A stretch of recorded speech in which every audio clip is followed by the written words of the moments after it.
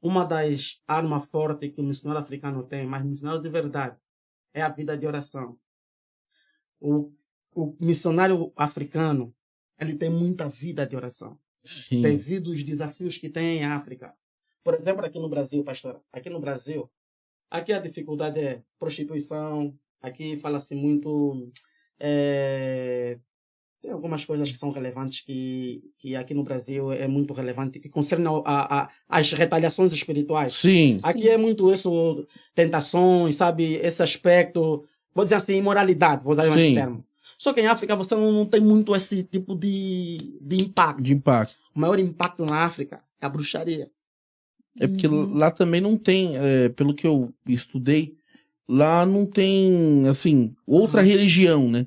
Ou você a é bruxaria bruxo, que domina, ou né? você se converte ao cristianismo, vamos dizer assim, né? Mais ou menos isso aí mesmo. É assim mesmo. Ou você é, ou você não é.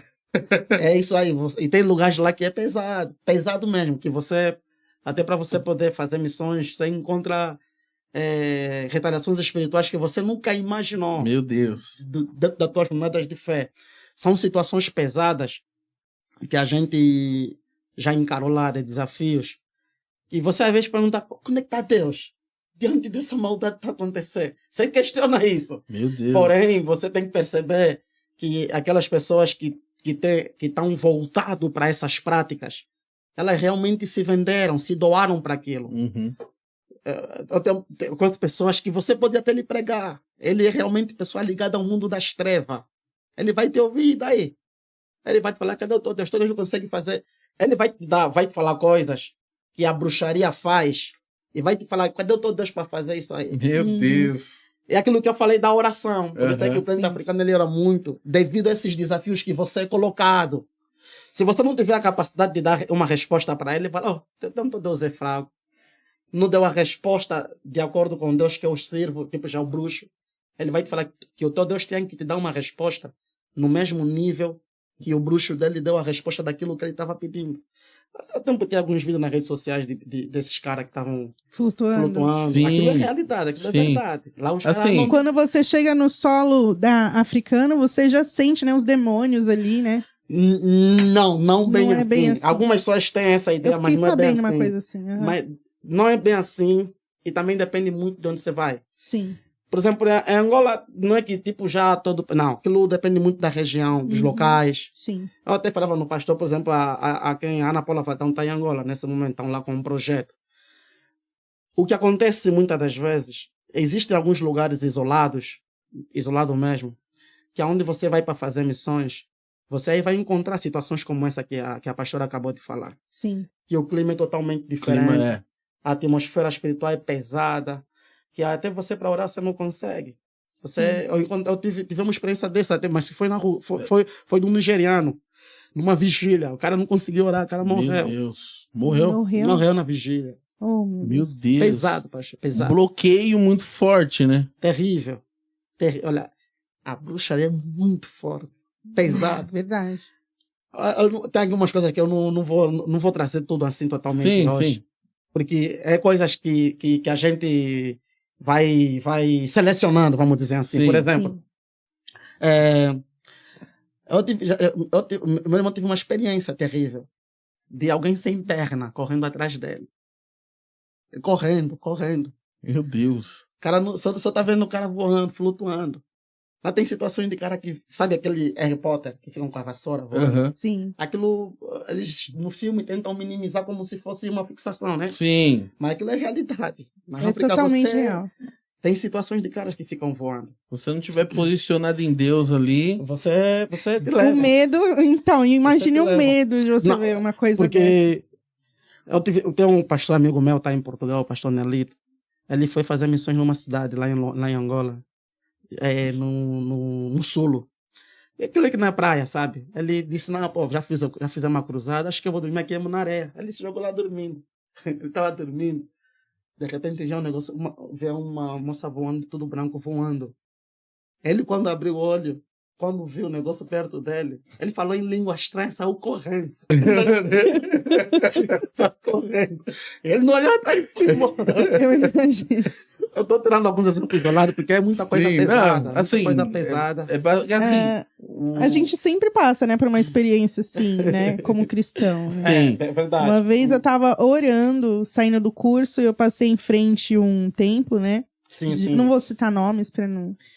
E na minha oração, quando eu olhei pra trás, a pessoa saiu correndo igual cachorro. Não é? E eu era mais jovem, eu passei intercedendo, mas ali o inimigo já detectou que tinha algum ponto de luz, né, que ia atrapalhar, né, os Uhum. rituais deles. Certo, certo. E assim, eu não corri. Eu não corri porque, assim, eu falei, se eu correr, eu vou pra onde? Ok. E aí eu continuei andando, né? Mas só que é diferente, né? A gente tá num território do inimigo. É, totalmente. Né? Totalmente diferente. Isso conta bastante. Porque esse negócio é sempre bom a gente entender por que desse crescimento de setas espirituais, feitiçaria, bruxaria aqui em África. Sim. A África são colônias. Sim. São colônias. Por exemplo, o Brasil é colônia portuguesa, a Angola é colônia também portuguesa. E principalmente em África. Aqui o Brasil, na época, né, eram mais índios que ficavam aqui, que habitavam aqui. E em África, por exemplo, o Brasil é um país de imigrantes. Sim. A África não. A África não é país de imigrantes. São propriamente as pessoas natas de lá. Uhum. É que habitam lá. Eles não têm assim uma influência de um outro país europeu. Que Sim. não tem essa essência. Mas o Brasil tem, Estados Unidos tem. Então a África, os europeus é que passaram a evangelizar a África. Quer dizer que muito antes de haver essa evangelização, a África tinha os seus meios de buscar os seus deuses. Sim. E ali, né, e uma dessas formas, eu falei deuses, quer dizer que realmente eram outros deuses estranhos. Aí onde vamos encontrar na Bíblia a primeira experiência de Moisés foi com aqueles feiticeiros que soltaram as suas cobras e a vara de Moisés comeu aquelas cobras, aqueles primeiros bruxos que apareceram. Isso nos remete a entender o seguinte, que a África sempre ela buscou forças ocultas. Uhum. Sim. E na ignorância, na falta de conhecimento, começou a Satanás se apoderou dessa ignorância do povo e foi agindo, trabalhando. E então foi enraizando isso na base de muitas famílias, de muitas sociedades africanas. Quando vem, quando os europeus entram para a África, eles vão com uma política de tentar trazer o evangelho. Eles começam a trazer, mas trazem de uma maneira também distorcida. Uhum. Porque por causa do evangelho, os europeus mataram muita gente em África. Muita gente morreu. Sim. Foi a forma que eles foram trazendo. Na verdade, eles usavam o evangelho para trocas, né? Trocas de bens materiais, de escravos, tudo isso daí. E o sistema deles, para poder fazer com que o escravo seguisse as suas ordens, era fazer o quê?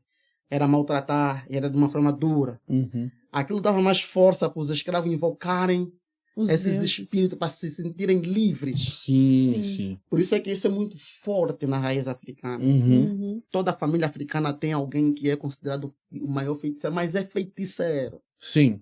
Ele já entra aqui e fala, todo mundo aqui vai morrer. Um exemplo que eu estou tirando. Ele fala isso, vai embora, todo mundo aqui morre.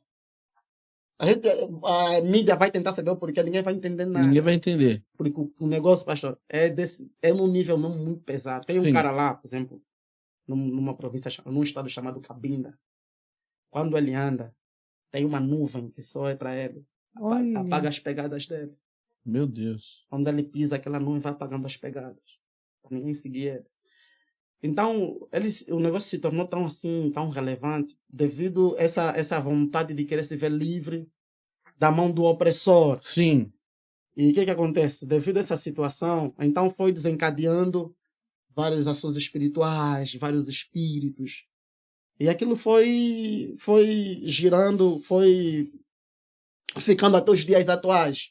O evangelho veio, Angola, por exemplo, é um país cristão. Sim. Não é um país muçulmano, nem budista, é mesmo cristão, Angola. Então, existe muita ação do evangelho hoje em dia. Hoje Hoje o crescimento, né? É bastante. na bastante. Angola, Moçambique, isso. são países que hoje Isso. o evangelho ele se adoradores. faz muito presente Sim. lá, né? Principalmente Angola, em relação, porque Moçambique é dividido com muçulmanos. Ah, é? Tem lá uma cidade, Ponte Delgado, por exemplo, até hoje, estão em guerra. Os muçulmanos Sério? querem tomar a cidade. Meu Deus. Angola é totalmente evangélico. Angola Totalmente. Glória É a um Deus. país evangélico totalmente, porque a política angolana ela é boa, porque não dá espaço para os muçulmanos. Entendi. Então o governo nesse aspecto é muito ligeiro. Uhum. Ele sabe quem são os caras. Então Entendi. o evangelho lá está assim mesmo bem predominante.